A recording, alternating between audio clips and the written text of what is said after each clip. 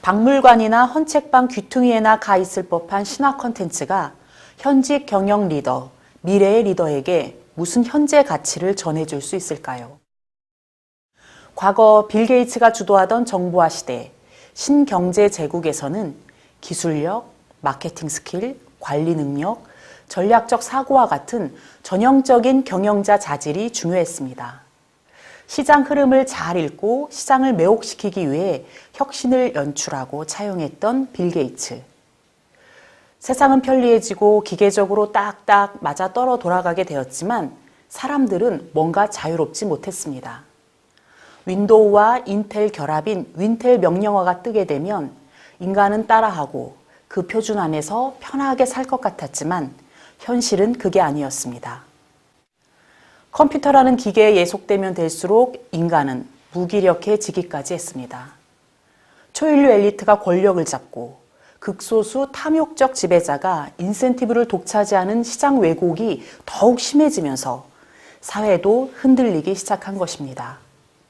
구조조정, 독점, 특권, 기업시장 가치 맞는 풍조 등이 얼굴 없는 회사 인간을 양산했습니다. 그 난세 속에서 아웃사이더 스티브 잡스는 애플 스마트폰으로 제일 먼저 기득권층을 어리둥절하게 했습니다. 그 창조성은 어디에서 나왔을까요? 웹 기반을 앱 기반으로 돌려놓고 이커머스를 M커머스로 전환시킨 혁명가이자 이다나, 스티브 잡스와 애플. 저들의 창조 경영을 어디에서부터 쫓아가야 하는 걸까요? 그럴 즈음 지구 저편 이베리아 반도에선 프리드리히 빌헬름 니체가 부활합니다. 인간적인, 너무나 인간적인이라는 저서를 통해서 신은 죽었다라고 말한 니체는 난세를 다스릴 리더십 전형으로 짜라투스트라를 상상해낸 괴짜들 앞에 나타납니다. 스페인 IE 비즈니스 스쿨이 2011년 봄에 인문학에 밝은 미국 브라운대와 합동으로 경영자 과정 프로그램을 마련하면서 니체가 컴백하게 됩니다. 최초 발단은 영국 파이낸스 타임즈 신문사 경영진의 집요한 물음과 요구였습니다. 신문사가 힘들다. 월스트리트저널을 넘어서는 세계 최고의 브랜드라고는 하지만 경영 악화가 심각하다. 종이신문은 퇴조하고 인터넷 수익 모델은 너무나 취약하고 또 수많은 경쟁자가 있다.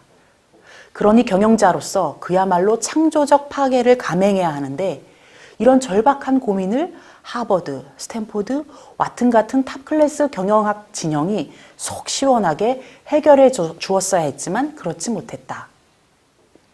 답은 없었습니다. 문제는 지적해도 문제를 해결하지 못하는 진공 상태인 것이었죠. 결국 미디어 기업 파이낸스 타임즈와 IE 비즈니스 스쿨이 포기하지 않고 찾아낸 실마리는 인문학과 예술이라는 쾌쾌 묵은 수장고에 있었습니다. 데카르트가 말한 대로 복잡한 문제를 낱낱이 해체한 거친 접근이 주요했던 것입니다. 창의성이란 무엇인가? 결정적 사고는 어디에서 나오는가? 리더가 갖추어야 할 커뮤니케이션 스킬은 무엇인가? 행복이란 무엇인가? 우리는 어디에서 와서 어디로 가는가? 이렇게 풀어헤친 문제들은 너무나 원초적이었습니다. 기존의 리더십 이론, 경영 전략, 인적 자원 관리와 같은 경영학 스킬로는 다가갈 수 없는 토픽들이었습니다. 예를 들어 행복을 다루는 경영학자가 있었던가? 진짜 사랑을 말하는 컨설턴트가 나왔던가? 행복이란 대표적으로 그동안 잊혀왔던 근본 물음이었습니다. 경영자 자신이 행복해야 고객과 직원들에게 행복을 전해줄 수가 있는데 그 누가 행복을 말해본 적이 없었다는 얘기입니다. CEO 자신이 행복이 뭔지 모르겠다고도 합니다. 행복감을 갖고 싶은데 어떻게 해야 할지 모르겠다고 고백합니다. 경제학, 경영학, 사회학과 같은 사회과학과 기술 중심 산업화와 정보화가 풍미했던 19세기, 20세기, 그리고 21세기 초 잡스 신화 이전까지 점철되었던 형이하학의 세상에선 행복, 창조, 사랑, 인간미 따위는 늘 뒷전이었습니다.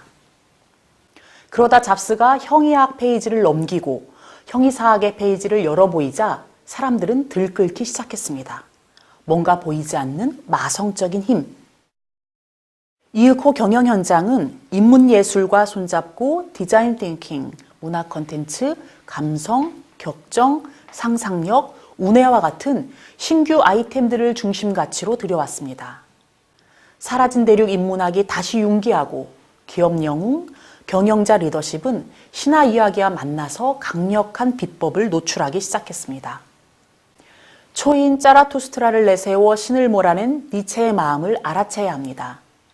인간의 대지, 신의 우주, 그가 너무나 인간적인이라 표현한 인간의 본체는 신으로부터 이탈한 인간 자신을 말하는 메시지였을 것입니다.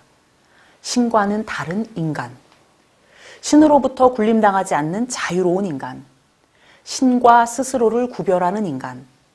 이렇게 니체의 인간미는 신과 같은 절대자, 강력한 존재, 알 수 없는 힘의 소유자로부터 벗어날 줄 아는 멋진 사람을 연상하게 해줍니다.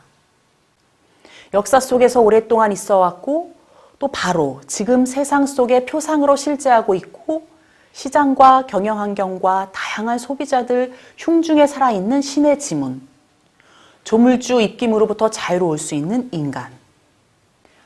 니체가 그린 짜라투스트라는 신의 존재라는 거대한 패러다임마저 극복하는 초인성을 보여주는 철학, 인문학의 정수였습니다. 그렇게 감행한 인간 선언을 이어받아 신화와 인간을 조화롭게 관찰한 위대한 신화학자가 등장합니다. 저서 천의 얼굴을 가진 영웅을 통해서 인간의 길, 행복을 추구하는 길, 천복을 누리는 길, 자신감 넘치고 끝내 임무를 완수하는 성공적인 모델을 보여준 조셉 캠벨. 그를 통해 신을 우러르고 숭상하기에 신적 힘을 빌려 나아가고 동시에 신과 다름을 자각할 줄 아는 인간을 만날 수 있습니다. 인간의 한계를 깨우쳤기에 결심하고 노력하고 협력하여 싸워 이기는 영웅이고자 했던 풋풋한 도전자들의 채취를 맡게 됩니다. 이 매력으로 현대 신화학은 더 큰 불꽃으로 자라나게 되었습니다. 캠벨이 만든 영웅 캐릭터는 조지 루카스 감독의 영화 상품 스타워즈로 완벽하게 되살아났고 해리포터, 매트릭스와 같은 수많은 헐리우드 컨텐츠들은 캠벨이 연궁한 영웅의 이미지, 리더 캐릭터 도움으로 더욱더 정교하고 감동적인 상품이자 서비스로 솟구칠 수 있었습니다. 뿐만 아닙니다. 경영 현장에서 리더십 문제로 고민하는 경영자와 혁신적 리더십 시크릿을 탐색하는 학자들이라면 누구라도 바로 이 순간 신화학을 매개로 흥미진진한 오디세이를 떠날 수 있게끔 안내해 줍니다. 인간의 힘으로는 도저히 알 수 없는 시장의 미래, 사회 변동을 예측하고 대응하는 방법을 조셉 캠벨이 쥐어주는 신화학의 매뉴얼 천의 얼굴을 가진 영웅으로부터 얻을 수 있습니다. 미토스 코드를 통해 신화라는 깊고 푸른 인류의 케이스 스터디를 격정적으로 익혀서 신화 경영학을 경영 현장에 제대로 적용해 볼 수 있습니다. 누구라도 선구자가 되어 이 과업을 해낸다면 최고조에 오른 인간미, 리더스 하이를 획득할 수 있을 것입니다. 정말 풍성한 인간미를 지닌 영웅이라야 역경을 극복하고 신의 경지를 구경할 수 있습니다. 그래야만 사람들에게 좋은 영향을 오랫동안 끼치는 천복을 누릴 수 있음을 미토스 코드는 일러줍니다. 그런 영웅이라야 맑게 오래가는 향, 천천히 깊게 밀려오는 울림, 그리고 따뜻한 인간의 맛, 인간미로 우뚝 설 수 있습니다. 이처럼 인간미와 같은 맥락으로 미토스 코드는 경영 리더가 소통, 신념과 의지, 비전 제시, 창의와 혁신, 의사결정, 관리, 통솔, 정치, 위기관리, 성찰, 아름다운 마무리와 같은 덕목들을 모두 훌륭하게 활용할 수 있도록 이끌어 줄 것입니다.